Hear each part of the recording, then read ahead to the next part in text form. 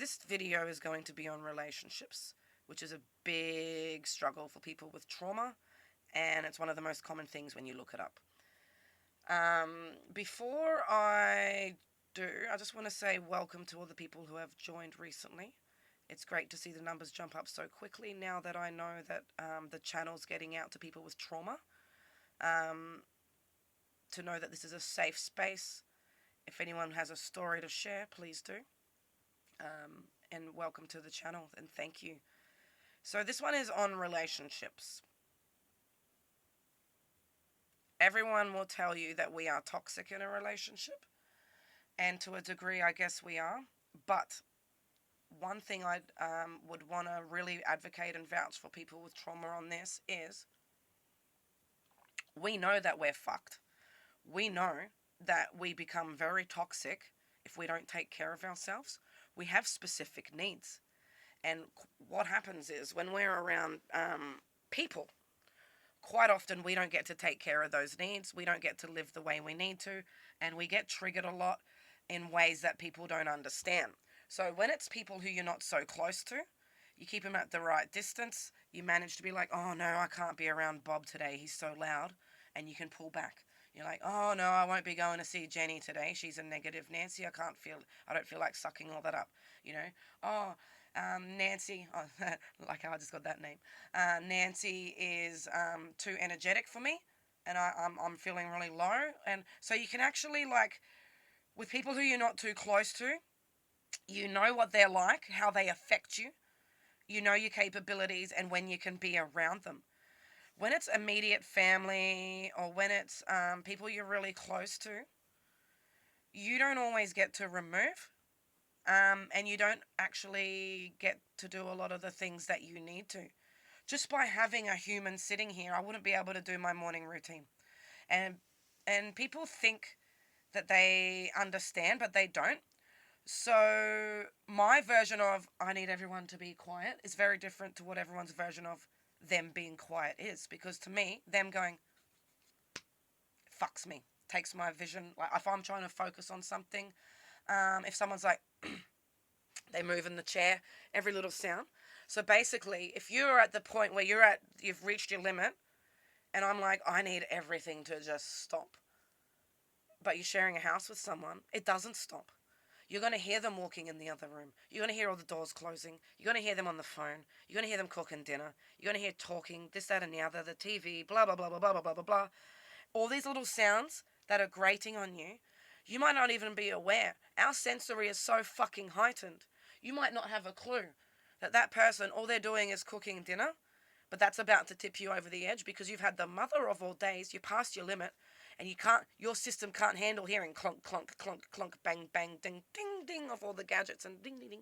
So your system gets to that point where it just can't handle everything and you're on the fucking edge, and the littlest thing could make you snap. Then add to the fact that there are people who have habits that grate on you. So I have an ex who had a habit of really clapping out of nowhere going, woo! I'm like, what the actual fuck? My startle response can go for hours. And at the start, I was polite with my reactions. But towards the end, I started having anger outbursts. And then every time I was the problem. Which is not good and it's not okay. But where does that anger come from? It doesn't come from the fact she's clapping. It comes from the fact that I've been with you 2 years, man. You know that does that to me. You've seen what it does, and you're still fucking doing it. You're not even trying to be aware and stop. Because your mindset is, it's not my fucking problem. And that is where the anger will come from. So I can tell you right now that people don't have, with trauma and their rage and their outbursts, you'll notice, and I've been told in a lot of relationships, you've changed. And I'm like, yeah, no fucking shit. See you later, idiot. And because I'm at that point where I'm like, can't. So most of my relationships, I start off with them adoring me. They're like, you're amazing. And I'm like, thank you, but I've got issues. And I'll tell them, I'm fucked up. You don't want to be close to me. I can't share a bed overnight. Like once we've had some time together. Maybe we've watched a movie, had some intimacy, whatever. My thing is, I'll stay asleep with the person till they fall asleep. But then I need to go and have my own bed in a different room. But not a lot of partners have been all right with that. So I've then had to stay in and share a room, and then I can't do what I need to, and my sleep gets worse. I have more and more sleep debt. I become edgier. And then I'm starting to get all this resentment that every time I'm like trying to fall asleep, I can't because this person's rolling over or whatever. Bed becomes an unsafe space again for me. A lot of my trauma is around sleep and bed and safety.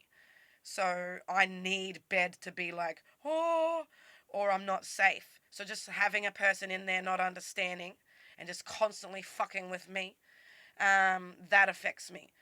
But then there's all this like stimulation and sensory, just in socializing. Like, you've got to talk. You've got to keep on that normal face and not react. Like, you can love someone, you can adore them.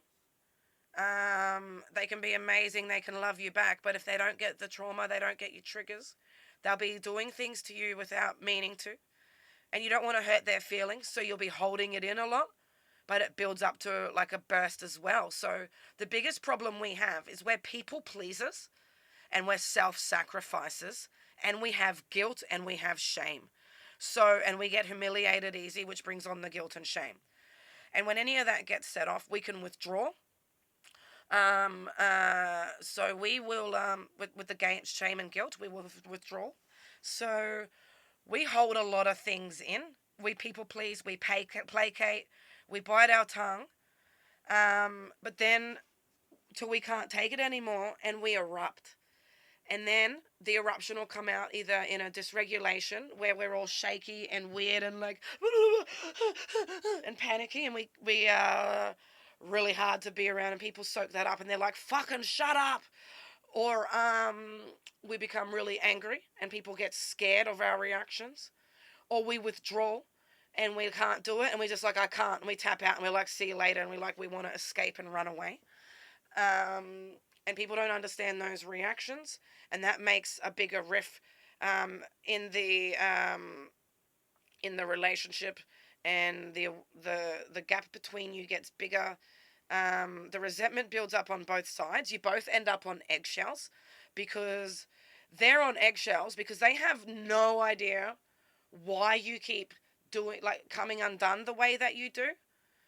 So they're scared of every little thing. And they see you. Some of them can even see you as abusive, and they don't know how to be around you. But then you're on eggshells as well because this person is so triggering. They don't have a clue, and you're just waiting. You're waiting for whatever it's gonna happen. That's gonna bring you to your fucking knees. That's gonna hurt you. That's gonna affect you in some way. So you both end up building this resentment. They no longer love you the way that they did, because you're no longer doting on them, adoring them, people pleasing, self-sacrificing. You're no longer keeping your mouth shut, but you're also no longer calm, and you don't have that personality that you had because you're not funny and tuned in, and you're not attentive. You're closed off. You're angry. You're shaky. You're nervous. You're distant, and it's like it ends up just blowing up, and you just end up hating each other. Whereas if you have someone who understands your illness and your trauma, they're going to know, okay, that's why you did that when you were triggered, and they're going to care to be aware because they're right that it's not their problem. But if you have someone who has this level of an illness and you know that it's going to affect them if you do something, why do it? Why not take that time to not do it? It's like if you know someone's asthmatic, are you going to walk into the room and spray an aerosol? If you know someone's an alcoholic, are you going to sit there and open a beer in front of them? No, like, it's called common courtesy, respect. And if you actually are in a relationship, or not even an intimate one, if you're the family of, or a close friend of, or your housemate of, whatever it is that you're so close to someone, if you've seen this person so beautiful and you love them so much, and all of a sudden they change and they're a cunt and they're angry, or they're like an emotional wreck, it means they're really affected when they're around you. They're not coping, And it's grated on them so long that they're just coming undone. They're actually going backwards and have no ability to take care of themselves. And it's not that it's your fault. You aren't the cause of their trauma, but you're impeding on their abilities to do what they need. We have special needs. Take people with autism, for example. Perfect example. They have a lot of needs and a lot of quirks and ways that people don't understand. And when they come undone and get emotionally dysregulated and have outbursts, what do people do? Parents and family and friends and everyone around in the system who understands autism, what do? They immediately make the person feel safe and heard and seen, and that person comes right down. But when people with trauma have that, we're not treated with that same respect, understanding, or compassion. And we get made worse. We get fought with. We get people defensive, attacking us back, just fighting and being everything opposite to what we need, pushing us further and further away. So even if we're wrong in the moment, you need to make us feel safe, seen, and heard, calm down and get our brain back and be rational again to be able to own our shit. We're not going to own anything if you're there scaring us, not seeing us, because a lot of the time what happens is we'll get affected by something. The person won't understand, and then it'll escalate to a reaction where we're the one at fault because we come undone so hard. And then everything that happened to get us there to begin with gets ignored. It doesn't even matter. It doesn't matter what was triggered.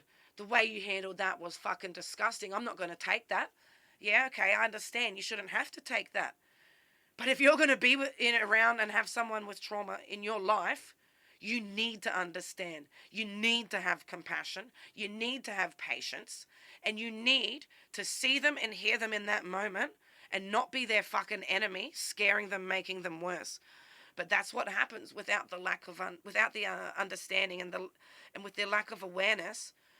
People see us as just a normal person being a dick, or doing things that we should be able to control, but it's not. You need to deal with it the same way you would with someone on the spectrum, and understand that we are in a whole different world and we're fucking terrified, even if it's not about fear. Like, you might not be understanding what I mean to feel safe, but a lot of the time, like my family, the unsafest thing for me.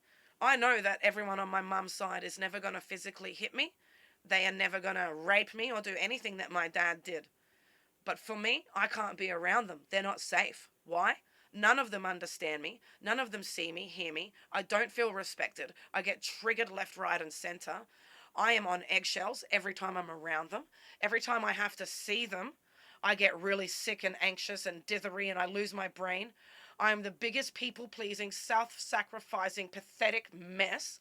And it has built up to a resentment where I fucking feel like I hate them. So I'll hear their name and I'll be like, fuck you. And they haven't even done anything. So I just can't be around them because I've lost respect for them altogether. Where even where they're trying to do something nice to me, I just can't stand them. And it's because of how sick I get, how angry, how invisible, how detrimental they are to my healing. When I'm around them, I've got stimulation overload. Not one of them will care about, turning the volume down on the TV or not slamming in the kitchen. Like, I'm just there all the time in there going like that and expected to be normal. They'll make comments about my dad and his side of the family, thinking that I would be just happy that he killed himself. And it's like not understanding how damaging it is. The high expectations to just do things that are normal to everyone else, but it's not for me. Like, being around them makes me hate myself, and I wish I was dead nearly every minute of the time that I'm with them.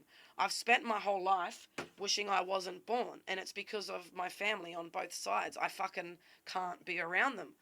So when you realize the effect that people have on you, it doesn't matter, blood, water. If they're going to do that and have that such a strong effect on you, they are going to kill you, because we have physical, mental, emotional symptoms that are so deep that require immense understanding, certain environment, certain mindsets to be around. You're around the wrong mindset and in the wrong environment, you're gonna die young. You're gonna get sick. Everything will catch up with you. Your stomach, your nerves, your muscles, your brain, your bowels. It's all just gonna grate away. People always telling me, "Oh wow, you have amazing teeth. What's your trick?" I've got broken teeth all through. I grind so much and clench so much that the corners of my teeth are all broken and chipped. But on the outside, everyone's like, "You've got amazing teeth." People have no idea what's going on the inside with us. We have things that people can't see, and it is slowly our nervous system, all the cortisol, everything. So if we can't take care of ourselves, we're going to get sick and we're going to change inside, become angry, withdrawn, emotional wreck because we have to live a certain way. And that's why we can't do relationships, because people around don't get it. We can't take care of ourselves. We change. And it's always about the reaction, not what caused us to feel that way. And we get dismissed a lot. And it makes us scared, and we don't, and our trust goes further and further back. These are people who are coming out from abuse, really disgusting things, just trying to reach out to the world and having people go, nah. It's just really hard. So it just takes you further back each time. To have a relationship and really be able to connect with humans, they have to either understand your trauma or love you so fucking much that they will do anything to learn and understand you and work with you and look through all the abuse and outbursts and rage, because all that only happens when you're scared, unseen, and not taking care of yourself. If you have all the things you need and you're safe, you will still be able to be that beautiful, loving, attentive person that they love and adore.